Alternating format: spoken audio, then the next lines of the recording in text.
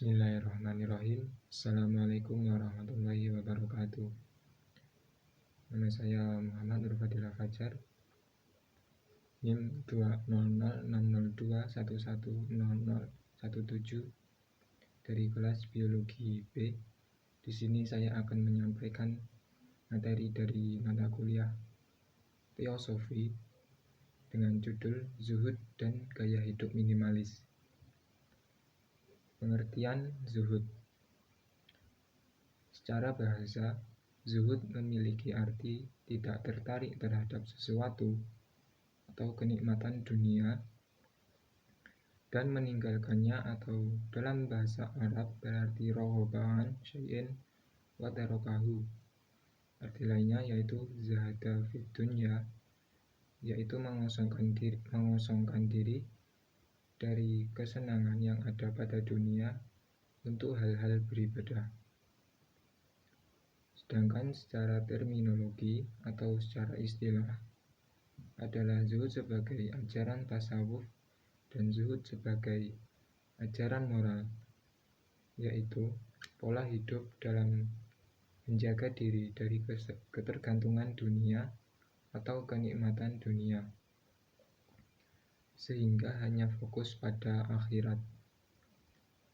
Dalam hal ini, pengertian zuhud menurut ahli ataupun para ulama yaitu: pertama, menurut Imam Abu Sulaiman Ad-Daroni, bahwa zuhud adalah meninggalkan segala sesuatu yang menyibukkan. Dan yang kedua, menurut Imam Sufyan Ats-Tsauri, zuhud merupakan terbebasnya angan-angan. Dan yang ketiga, Imam Junaidi, menurut pendapatnya, zuhud adalah menganggap kecil dunia dan menghapus pengaruhnya di hati. Dan yang keempat, Wahib bin Ward, yaitu zuhud merupakan tidak merasa putus asa tatkala harta benda dunia terlepas dari genggaman dan tidak merasa senang ketika ada perkara dunia yang datang. Dan yang terakhir yaitu menurut Ibnu Ajibah, yaitu zuhud adalah terbebasnya hati dari ketergantungan selain kepada Allah Subhanahu wa Ta'ala. Orang-orang yang zuhud akan menghadapkan dirinya kepada Allah Subhanahu wa Ta'ala secara sempurna, baik itu perilaku manusia yang bersangkutan maupun juga pola pikirnya. Untuk mencapai situasi yang demikian, perlu adanya tuntutan persyaratan tertentu, yaitu adanya sikap dan geraknya hanya tertuju kepada Allah Subhanahu wa Ta'ala. Tanda-tanda seseorang sampai pada makom zuhud yaitu dapat menjaga badan dari rasa ketika lapar maupun rasa haus, tidak sedih ketika tertimpa musibah atau kesusahan, tidak larut dalam kegembiraan terhadap apa yang sudah dimilikinya.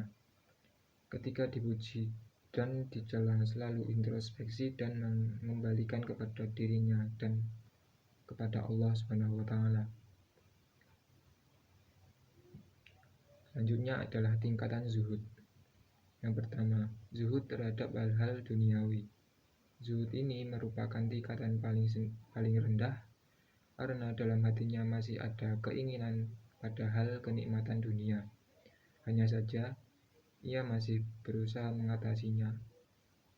Orang yang baru berada pada tingkatan ini masih dalam keadaan bahaya karena jiwanya masih dapat dikalahkan oleh dorongan hawa nafsu yang rendah. Dan yang kedua adalah kezuhudan seseorang yang telah sanggup meninggalkan hal-hal keduniaan karena dipandang sebagai sesuatu yang tidak memiliki nilai, di samping kecenderungan hatinya yang senantiasa berupaya meraih kebahagiaan yang lebih besar di sisi Allah Subhanahu wa Ta'ala. Dan yang terakhir yaitu zuhud tingkat tertinggi, ialah zuhud yang semata-mata mengharap ridho Allah Subhanahu wa taala. Pada tingkatan ini tidak terlintas lagi di dalam jiwa zahid atau pelaku zuhud hal-hal keduniaan. Karena segala harta benda duniawi tidak lagi memiliki nilai di hatinya. Ia hanya merasa tentram dan makrifatnya kepada Allah Subhanahu wa taala. Selanjutnya yaitu dasar-dasar zuhud. Dalam Al-Qur'an surat Asy-Syu'ara ayat 20 yang artinya, barang siapa yang menghendaki keuntungan di akhirat, akan kami tambah keuntungan itu baginya, dan barang siapa yang menghendaki keuntungan di dunia, kami berikan kepadanya sebagian dari keuntungan dunia, dan tidak ada baginya suatu kebahagiaan pun di akhirat. Dan yang kedua adalah Quran surat An-Nisa ayat 77, yaitu kesenangan dunia hanya kecil, akhirat lebih baik. Selanjutnya manfaat zuhud. Pertama, meraih kemuliaan di sisi Allah Subhanahu wa taala. Dan yang kedua, meraih ketenangan dan kebahagiaan di dunia dan juga di akhirat. Yang ketiga, mendorong untuk bersemangat untuk hidup lebih baik lagi. Dan yang terakhir, terhindar dari segala bentuk mara bahaya dan juga musibah. Dan materi yang selanjutnya yaitu gaya hidup minimalis. Gaya hidup minimalis yang dijalani oleh manusia dengan merujuk pada keikhlasan untuk menyederhanakan hidup, baik secara materi maupun non-materi. Oleh karena itu, ketika seseorang dengan sukarela mengurangi jumlah dan jenis harta yang dimilikinya, ia meningkatkan kemandiriannya, maka ia telah dianggap menerapkan gaya hidup minimalis. Dalam agama Islam telah dijelaskan bahwa makan dan minumlah, tetapi secara umum juga konsumsilah apapun, tapi jangan berlebihan. Dengan demikian, Islam mengajarkan untuk mengonsumsi apa yang mereka butuhkan secara tidak berlebihan.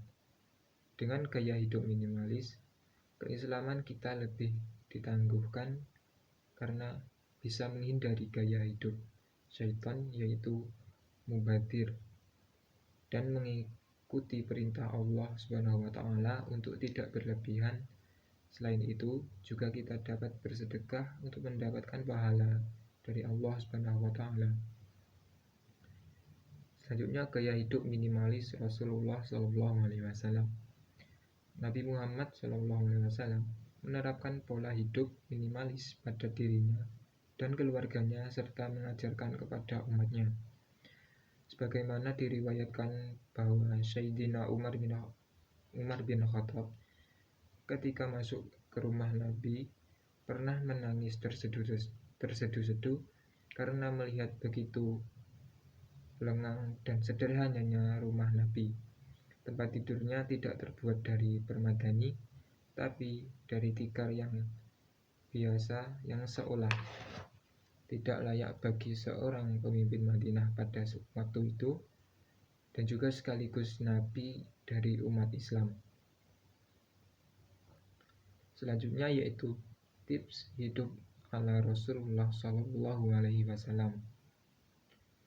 Yang pertama, tidak menumpuk harta. Dan yang kedua, makan dengan secukupnya. Selanjutnya yaitu berpakaian sederhana. Dan yang terakhir yaitu memperbanyak amal kebaikan. Dan selanjutnya yaitu manfaat gaya hidup minimalis. Yang pertama, menghemat tenaga yang bisa kita pakai untuk hal-hal yang lebih bermanfaat. Yang kedua, kita bisa menjadi lebih produktif karena kita hanya memakai barang yang diperlukan. Dan yang terakhir yaitu stres kita otomatis akan berkurang karena hanya memikirkan hal-hal yang perlu disampaikan atau dipikirkan. Sekian yang dapat saya sampaikan. Sekian, mohon maaf apabila kurang dan lebihnya, mohon maaf. Wassalamualaikum warahmatullahi wabarakatuh.